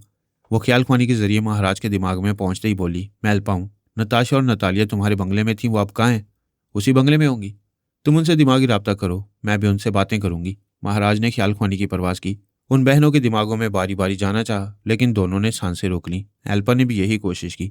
उनके अंदर पहुंचते ही बोली, मैं एल्पा हूँ। मुझसे पहले महाराज ने तुमसे राब्ता करना चाहा और नाकाम रहा। क्या तुम पर किसी दूसरे ने तन्वीर में अमल किया है? उन्होंने जवाब नहीं दिया। सांस रोककर उन्हें भगा दिया। महाराज ने बंगले के इंचार्ज से पूछा, क्या वो दोनों बहनें यहाँ आई थीं? जी महाराज, उनके यहाँ आते ही आपने मेरे दिमाग में आकर कहा था कि इन बहनों के लिए इस बंगले में खतरा है। एक जवान लड़की एक जवान लड़के के साथ आ रही है। इन बहनों को उनके साथ जाने दो। महाराज ने गुस्से से कहा, क्या बकवास है, मैं तुम्हारे पास नहीं आया। किसी दूसरे ख्याल खानी करने वाले ने तुम्हें धोखा दिया। महाराज, हम आपसे झूठ बोलने की जरूरत नहीं कर सकते। मैंने अपने अंदर आप ही की आवाज़ और लहजा सुना था। महाराज ने अल्पा से कहा, तुम सुन रही हो? हमें धोखा दिया गया है। मैं यकीन से कह सकता हूँ कि फरहाद मेरा लबो लहजा इख्तियार करके उन बहनों को कहीं ले गया। हमें फरहाद नहीं, तुम धोखा दे रहे हो। आजकल पारस और पोरस ना एक दूसरे से टकरा रहे हैं, न किसी और जरिए से दुश्मनी जाहिर कर रहे हैं। फरहाद को भला पोरस और उसकी बहन और महबूबा से क्या अदावत होगी? अदावत होने में देर नहीं लगती। प्लीज़ तुम मुझ पर शुबा न करो। हमारे दरमियान बेएतमादी पैदा होगी तो हमें नुकसान होगा और दुश्मन फ़ायदा उठाएगा। जो चालाक शिकारी होता है वो दूसरे के कंधे पर बंदूक रखकर गोली चलाता है। साफ समझ में आ रहा है कि तुमने फरहाद के कंधे पर बंदूक रखकर उन बहनों के दिमाग को लॉक किया है और उन्हें कहीं छुपा दिया है। क्या मुझे अहमक समझती हो? मेरा इकलौता बेटा तुम्हारी कैद में है और मैं तुम्हें नुकसान पहुंचाने वाली चाल चलूंगा? तुम मुझे यही समझाओगे और मैं यही समझूंगी कि अपने बेटे की सलामती की खातिर इन बहनों को कहीं छुपाकर मुझे शिकायत का मौका नहीं दोगे। तुम तो अपना काम दिखा गए, लेकिन मैं तुम्हारी चाल में नहीं आऊंगी। 1 मिनट के अंदर सच बोलने के लिए मेरे दिमाग में आओ, मैं जा रही हूँ। वो उसके दिमाग से चली आई। महाराज ने उसके अंदर आकर कहा, अल्पा मैं तुम्हारा ताबेदार बन गया, फिर भी मुझ पर भरोसा नहीं कर रही हो। क्या तुम फरहाद से ये उगलवा सकोगे कि उसने दोनों बहनों को अगवा किया है? क्या चोर कभी कहता है कि उसने चोरी की है? सबूत और गवाही के बगैर चोर कभी इकबाल जुर्म नहीं करता, जैसा कि तुम नहीं कर रहे हो। मैंने इसीलिए तुम्हें अपने दिमाग में बुलाया है कि तुम्हें अपने साथ तुम्हारे बेटे के दिमाग में ले जाऊं। जब तुम्हारी मौजूदगी में उसे ज़हनी अजियतें दूंगी, बेटा तकलीफ की शिद्दत से तड़पेगा तो बाप होश में आकर सच बोलने लगेगा। एल्पा ने ख्याल खानी की परवाज की। महाराज गिड़गिड़ाने लगा, बेटे के लिए रहम की भीख मांगने लगा। फिर एकदम से चुप होकर एल्पा की सोच को पढ़ने लगा। वो परेशान होकर सोच रही थी, बाजी कैसे पलट गई, महेश का दिमाग कैसे लॉक हो गया। वो मुझे अपने अंदर आने नहीं दे रहा, जबकि मेरा मामूल और ताबेदार है। महाराज ने तड़प कर पूछा, ये क्या सोच रही हो? क्या मेरे बेटे को अपना मामूल और ताबेदार बनाकर भी उसके दिमाग में नहीं पहुंच पा रही हो, या मेरी मौजूदगी में ड्रामा कर रही हो? मुझे ये समझा रही हो कि किसी ने महेश के दिमाग को लॉक करके उसे तुमसे छीन लिया है? मैं कोई ड्रामा नहीं कर रही हूँ। सचमुच किसी ने उसके दिमाग को लॉक कर दिया है। ऐसा कौन कर सकता है? तुम भी यही कहोगी कि फरहाद मेरे बेटे को तुमसे छीन कर ले गया है? हाँ, ऐसा कौन कर सकता है? ये फरहाद की चालबाजी है। फरहाद को मेरे बेटे से कोई दुश्मनी नहीं। अगर वो ऐसा करता तो मुझे चैलेंज करता कि मैं अपने बेटे को उसके शिकंजे से नहीं निकाल सकूंगा। फिर तुम्हें छोड़कर मुझे उसकी ताबेदारी करनी पड़ती। एल्पा ने उस मकान के एक मुसल्ला गार्ड से पूछा, महेश कहाँ है? मैडम, आपने आज सुबह मेरे दिमाग में आकर कहा कि महेश के लिए इस मकान में खतरा है, उसे एक कार में जाने दो। मैं उसके दिमाग में रहकर उसकी निगरानी करूंगी। ये तुम क्या बकवास कर रहे हो? मैडम, हम आपसे गलत बात कहने की जरूरत नहीं कर सकते। हमने आपके हुक्म के मुताबिक उसे मकान से बाहर निकाला और एक कार में जाने दिया। उसके जाते वक्त भी आपने मेरे अंदर आकर कहा था, फिक्र न करो, मैं महेश के दिमाग पर कब्जा जमाए रखूंगी और इसे एक महफूज जगह पहुंचा दूंगी। महाराज ने पूछा, क्यों एल्पा, ये क्या चाल चल रही हो? अपने पहरेदारों को रास्ते से हटाकर महेश को उस मकान से निकालकर दूसरी जगह पहुंचा दिया, और मुझे ये बता रही हो कि महेश का दिमाग किसी ने लॉक कर दिया। क्या मैं तुम्हारे इस नाटक पर यकीन कर लूंगा? तुम यकीन करो या ना करो, मगर गौर करो, उन बहनों को अगवा करते वक्त तुम्हारे पहरेदारों से महाराज बनकर जो कहा गया, वही महेश को अगवा करते वक्त मेरे पहरेदारों से अल्पा बनकर कहा गया। दोनों वारदातें एक जैसी हैं। ये बात समझ में आती है कि फरहाद मेरा लबोलहजा इख्तियार करके उन बहनों को ले गया था, लेकिन महेश को ले जाने के लिए अल्पा बनने वाली औरत कौन हो सकती है, जबकि औरतों में एक तुम ही ख्याल ख्वानी करने वाली रह गई हो। फरहाद की बीवी आमना ऐसा कर सकती है? वो तो दुनियावी मामलात से दूर रहती है। ये सब कहने की बातें हैं, हमें फरेब देने के लिए ऐसा कहा जाता है। मुझे यकीन हो रहा है कि आमना ही महेश को मुझसे छीन कर ले गई है। मेरे बेटे को कौन ले गया है या ले गई है, मैं नहीं जानता। वो तुम्हारे पास था, तुम उसकी जिम्मेदार थी। मैं अपना बेटा तुमसे लूंगा। नताशा और नतालिया तुम्हारे पास थी, उन बहनों के तहफ़्फ़ुज़ की जिम्मेदारी तुम पर थी। मैं उन बहनों को तुमसे लूंगी। इसी तरह तुम अपने बेटे का मुतालबा करते रहोगे और मैं उन बहनों का मुतालबा करती रहूंगी। यूं हम आपस में लड़ते रहेंगे और एक दूसरे से दुश्मनी करते रहेंगे, और फरहाद हमारी अहमकाना दुश्मनी का तमाशा देखता रहेगा। महाराज ने कहा, अचानक ये सब कुछ हो रहा है। मौजूदा हालात पर सुकून और इत्मीनान से गौर करके किसी नतीजे पर पहुंचना होगा। मैं जा रहा हूं, मगर याद रखो, अपने बेटे की गुमशुदगी बर्दाश्त नहीं करूंगा। अब तुम्हारे पास मेरी कोई कमजोरी नहीं रही। मैं तुम्हारे लिए एक नाकाबिले बर्दाश्त अजाब बन जाऊंगा। वल्पा के दिमाग से निकलकर सीधा मेरे पास आकर बोला, फरहाद साहब, मैं हूं महाराज। आप तो जुबान के धनी निकले। आपने वादा किया था कि मेरे बेटे को अल्पा की कैद से रिहाई दिलाएंगे। धन्य है, आप नामुमकिन को मुमकिन बनाकर मेरे महेश को उस कैद खाने से निकाल लाए हैं। मैं तो आपका गुलाम हो गया हूँ। सारी उम्र आपका ताबेदार बनकर आपकी सेवा करता रहूंगा। मैंने अनजान बनकर कहा, अरे भाई ठहरो, तुम तो बोलते ही जा रहे हो। मुझे समझने तो दो कि तुम्हारे बेटे को अल्पा की कैद से कब रिहाई मिली और किसने रिहाई दिलाई है।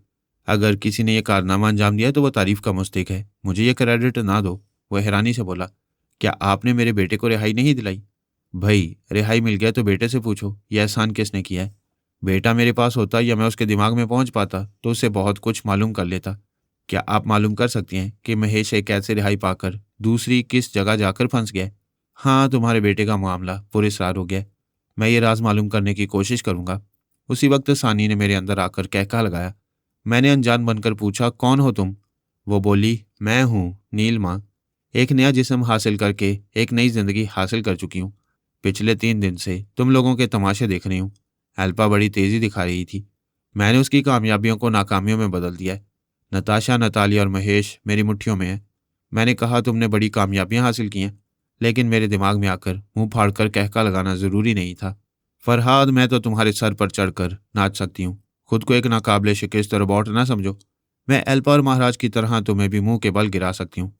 मुझे चैलेंज ना करो, वरना 14 तबक रोशन हो जाएंगे। जाओ बच्चों के साथ जाकर खेलो। मैंने सांस रोककर सानी और महाराज को दिमाग से निकाल दिया। अब महाराज सानी को नीलमा समझकर उससे राब्ता कर रहा होगा।